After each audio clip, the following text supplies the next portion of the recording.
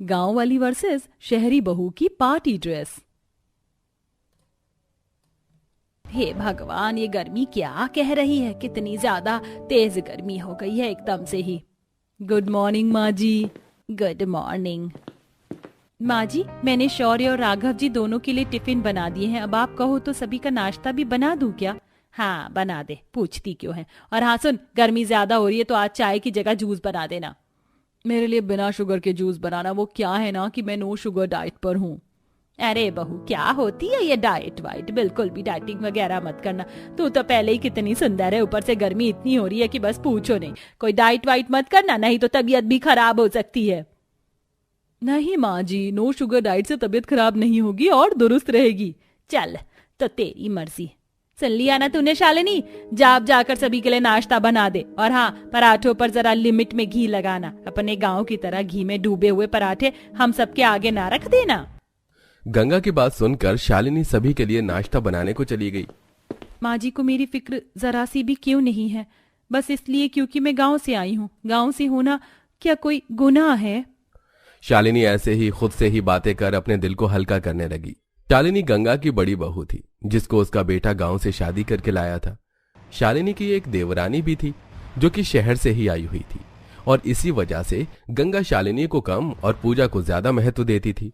शालिनी भाभी, मेरा नाश्ता आप मेरे कमरे में ही ले आना। वो क्या है ना, मुझे कुछ काम है तो मैं नीचे सबके साथ नाश्ता नहीं कर पाऊंगी। ठीक है। पूजा के बोलने पर शालिनी नाश्ता बनाकर पूजा के कमरे में लेकर जाने लगी।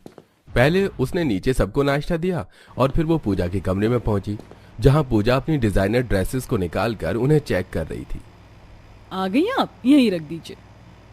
भगवान, कितना बड़ा कमरा है, साथ ही एसी भी लगा हुआ है। क्या बात है, मेरा कमरा तो इससे आधा ही है और साथ ही ना कोई एसी है ना ही कूलर। ओ हेलो, कहाँ खो गई? नाश्ता दो और जाओ। हाँ हाँ हाँ, ये लो। शालिनी पूजा का कमरा जब भी देखती थी तो वो ऐसे ही हैरान हो जाती थी, क्योंकि उसके हिस्से में घर का बस एक छोटा सा कमरा ही था। ऐसे ही सिलसिला जारी था। पूजा अपने बड़े कमरे में ऐश से रहती थी, वहीं दूसरी तरफ शालिनी अपने छोटे से कमरे में गुजारा करती थी। शालिनी को सिलाई करने का शौक था। वो अपने खाली वक्त में सिलाई किया करती थी और आज भी वो कुछ सिल ही रही थी। बस ये एक सिलाई और निकल जाए तो मेरा साड़ी का ब्लाउज पूरा हो जाएगा। भगवान, मैंने जैसा फोटो में देखा था मेरा ब्लाउज और साड़ी दोनों मैंने वैसे ही सिल डाले। अब जब मैं इसे पहनूंगी तो मुझे यकीन है कि माँ जी मेरी तारीफ जरूर करेंगी। शालिनी ऐसे ही खुश होने लगी। आखिरी सिलाई करने के बाद उसने अपने हाथों से बनाई हुई अपनी डिजाइनर साड़ी को पहना और आईने में खुद को देखा। अरे वाह, ये तो उस मॉडल से भी ज्यादा मेरे ऊपर सुंदर लग रही है। माँ जी को दिखाकर आती हूँ। शालिनी खुशी खुशी अपनी ड्रेस को दिखाने के लिए कमरे से निकल आई कि तभी अपने कमरे से नई ड्रेस पहने पूजा भी निकली। अरे शालिनी, मैं कह रही थी कि आज इसने सस्ते से कपड़े में से ये इतनी सुंदर साड़ी बना ली। क्या बात है? माँ जी देखिए, यही वो ड्रेस है जो मैंने ऑनलाइन मंगवाई थी। बताइए कैसी लग रही है? बहुत सुंदर है बहू, इसका कपड़ा भी बिल्कुल मक्खन की तरह मुलायम है। सच में बहुत ही प्यारी है। वो तो है, इसका कपड़ा बहुत ज्यादा कंफर्टेबल है। माँ जी, मेरी साड़ी कैसी लग रही है? तेरी साड़ी ठीक ठाक है, ऐसे क्यों पूछ रही है? गंगा को शालिनी की साड़ी भी पसंद आई थी, लेकिन उसने उसकी तारीफ नहीं की। लेकिन शालिनी ने इस सब पर भी अपना दिल छोटा नहीं किया। ऐसे ही आज के दिन गंगा की दोनों बहुएं उसके साथ बाजार आई हुई थी, जहां माँ जी देखो ना, कितना सुंदर सुंदर कपड़ा बिक रहा है। चलिए यही खरीद लेते हैं। गर्मी भी है तो इसमें से डेली के 2-4 ठंडे ठंडे से सूट बन जाएंगे। मैं आपके लिए बना दूंगी। तो सिलेगी? कपड़ा पैसे का आता है, बिगाड़ मत देना। मेरे ऊपर यकीन रखिए माँ जी, मैं आपका कपड़ा खराब नहीं करूंगी। शालिनी ने ऐसे बोलकर बात को खत्म कर दिया। तीनों सास बहू कच्चे कपड़े की दुकान में चली गई, जहां वाह, कितने अच्छे अच्छे प्रिंट हैं। इस वाले में से तो अनारकली अच्छी लगेगी और ये वाला मैं माँ जी का सूट बनाने को ले लेती हूँ। पूजा बहू, तू भी अपने लिए कुछ ले ले। सस्ते सस्ते से कपड़े हैं, गर्मी के सूट बना लेना। माँ जी आप तो जानती है कि मुझे ऐसे सस्ते सस्ते कपड़े खरीदना जरा भी पसंद नहीं है, और ऊपर से ये मेरी क्लास से भी मैच नहीं करता। मैं तो किसी अच्छे शोरूम या फिर ऑनलाइन ही कोई अच्छी सी ड्रेस देखकर खरीदूंगी। पूजा की बात सुनकर गंगा बस चुप सी रह गई। 300 से 400 तक के कपड़े खरीदने के बाद गंगा शालिनी को कपड़े की दुकान से ले आई, जिसके बाद वो तीनों एक शोरूम में गईं। एक्सीलेंट, ये है ना मेरे टेस्ट की ड्रेस। माँ जी मुझे ये ड्रेस चाहिए। कितने की है? ओनली 4000 की है माँ जी, दिलवा दीजिए ना। गंगा अपनी शहरी बहू को मना नहीं कर पाई, जिसकी वजह से उसने उसे 4000 रुपए की ड्रेस भी दिलवा दी। घर आते ही शालिनी ने अपना खरीदा हुआ कच्चा कपड़ा काटकर सिलना शुरू कर दिया, तो वहीं दूसरी तरफ पूजा ने अपनी ड्रेस को लाकर कबर्ड में डाल दिया। 1-2 दिन बाद शालिनी ने सारे कपड़ों को सिल दिया, जिसके बाद उसके हाथों का सिला हुआ सूट पहनकर गंगा बोली, वैसे ठीक लग रहा है सूट तो। कपड़ा अच्छा हो तो सादा सूट सिलने में है ही क्या, यूं ही सिल जाता है। वैसे ये सूट बस कपड़े की वजह से ही अच्छा लग रहा है। सही कहा माँ जी, सिर्फ फैब्रिक से ही इसमें कुछ जान सी है। सही बोल रही है। अरे हाँ, वो मैं तुम दोनों को कुछ दिखाने आई थी। ये कार्ड हमारे मोहल्ले के सबसे अमीर सिंघानिया परिवार से आया है। बहुओं, वो लोग एक बहुत बड़ी पार्टी अरेंज कर रहे हैं, जिसमें तुम जानती हो बहुत अमीर अमीर लोग भी आने वाले हैं। मेरा तो कार्ड देखते ही मन बन गया था कि भाई मैं तो अपनी बहू को लेकर जाऊंगी। तुम दोनों तैयारी कर लेना, 2 दिन बाद चलेंगे। और हाँ, कपड़े वगैरह जितने ज्यादा अच्छे हो सके उतने अच्छे पहनना। गंगा की बात सुनकर दोनों बहुएं अपने लिए कपड़ों के बारे में सोचने लगी। एक तरफ पूजा थी, जो कि मोबाइल पर ऑनलाइन कपड़े सर्च करने लगी। कौन सा ड्रेस लूं? मैं चाहती हूँ कि पार्टी की सारी स्पॉटलाइट मेरे ही ऊपर हो, लेकिन मेरी मर्जी का कुछ मिल भी नहीं रहा है। ये 50,000 वाली ड्रेस भी कुछ खास नहीं लग रही है, अब क्या करूं?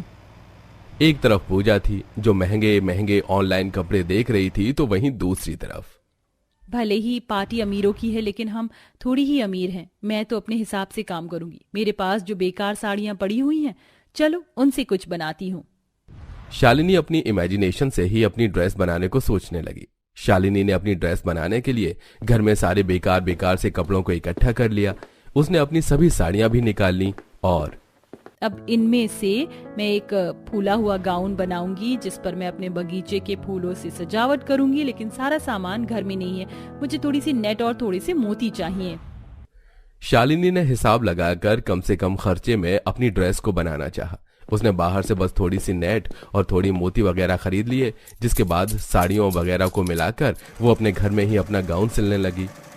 बहुओं, पार्टी कल ही है, तुमने अपने पहनने को ड्रेसेस पसंद कर तो ली है ना? यस माँ जी, मुझे एक 70,000 की ड्रेस पसंद आई है, जो मैंने राघव जी से पूछकर बुक कर दी है। वो बॉडीकॉन ड्रेस है जो मेरे ऊपर बहुत सुंदर लगेगी। अच्छा, और तू बता, तूने क्या सोचा है पार्टी में पहनने को? माँ जी, मैं तो घर में ही ड्रेस बना रही हूँ। वो बहुत ही बड़े और ऊंचे लोगों की पार्टी है। ड्रेस ऐसी बनाना जो मेरी नजरें शर्म से ना झुके, समझ आया? कभी पता चले अपने सिलने के चक्कर में मेरी बेइज्जती करवा दे। माँ जी चिंता मत कीजिए, ड्रेस अच्छा ही बनेगा। शालिनी को अपने ऊपर भरोसा था। वो कामों से निपट कर अपनी ड्रेस पर काम करती थी और वो वक्त भी आ गया जब पार्टी में सभी को जाना था। पूजा ने अपनी 70,000 की ड्रेस पहनी, वहीं शालिनी ने अपने घर में बनाई हुई ड्रेस पहनी, जिस पर उसने असली फूलों और पत्तियों से सजावट भी की थी। और दोनों ही अपने अपने कमरों से निकल आईं, जहां ये ड्रेस तूने खुद बनाई है? भगवान, कोई जवाब ही नहीं है इसका तो। कितनी सुंदर लग रही है।